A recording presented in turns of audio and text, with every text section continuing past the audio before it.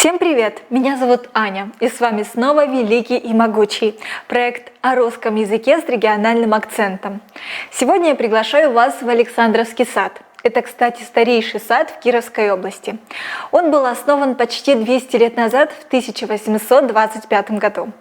В его благоустройстве участвовал известный в России архитектор Александр Витберг.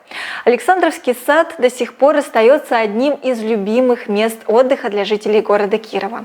Здесь можно не только гулять, тут проходят концерты и фестивали, ярмарки. Здесь можно заняться спортом, поиграть в шашки или шахматы, а в День России посмотреть на салют.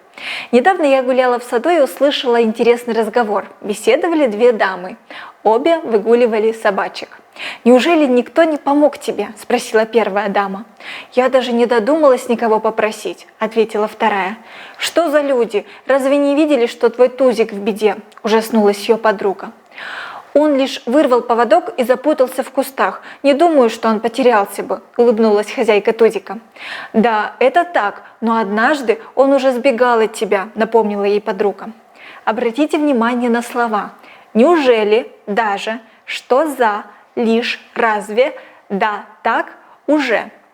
Попробуем повторить диалог без них и увидим, что его смысл не изменится. Просто речь станет более официальной, сдержанной. Из диалога исчезнут эмоции. «Никто не помог тебе? Я не додумалась никого попросить. Люди не видели, что твой Тузик в беде. Он вырвал поводок и запутался в кустах, но однажды он сбегал от тебя». Слова, которые мы исключили из диалога, смысловые частицы. Напомню, что вы уже знаете о служебных частях речи в русском языке. Это предлоги, союзы и частицы. Давайте познакомимся поближе с частицами. Смысловые частицы выражают смысловые оттенки, чувства и отношения говорящего. По конкретному выражаемому значению смысловые частицы делятся на следующие группы. Отрицательные. Не, ни, вовсе не, далеко не, отнюдь не. Вопросительные. А, неужели, разве, л. Указательные. Вот, вон, это. Уточняющие. Именно, всего, как раз, прямо, точно, точь-в-точь, в точности, ровно. Ограничительно-выделительные. Только, лишь, исключительно, почти, единственно, то.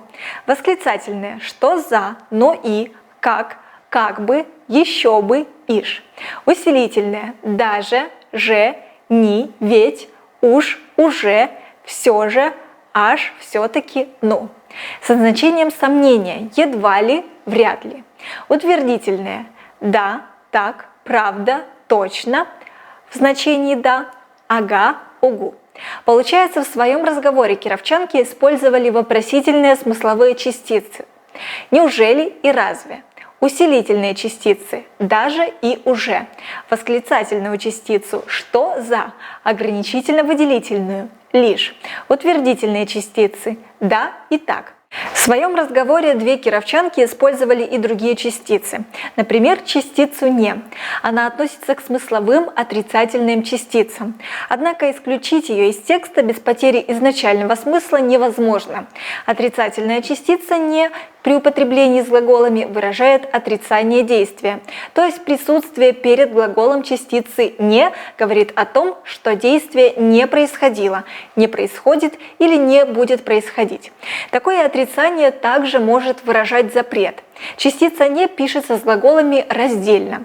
Например, «не помог», «не додумалась», «не видели».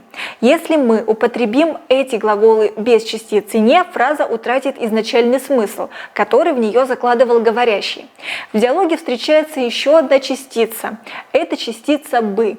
Частица «бы» относится к другому разряду частиц, к формообразующим частицам.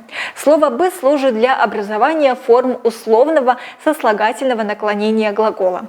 Частица «бы» – показатель условного наклонения. Глаголы в условном наклонении обозначают действие, которое только может произойти при определенных обстоятельствах и не имеет категории времени. Потерялся бы – глагол в условном наклонении. Частица бы служит для образования формы условного наклонения глаголов. К формообразующим частицам также относят частицы пусть, пускай, да, давай, давайте, как показатели повелительного наклонения. В отличие от смысловых частиц, формообразующие частицы являются компонентами глагольной формы и входят в состав того же члена предложения, что и глагол. Подведем итог. Частица – это служебная часть речи, которая служит для выражения оттенков значений слов, словосочетаний, предложений и для образования форм слов. В соответствии с этим частицы принято делить на два разряда – смысловые и формообразующие. Частицы не изменяются, не являются членами предложения. Посмотрите на экран, там схематично представлена вся информация о частицах. А теперь домашнее задание. Составьте небольшой рассказ о себе на тему «Если бы я».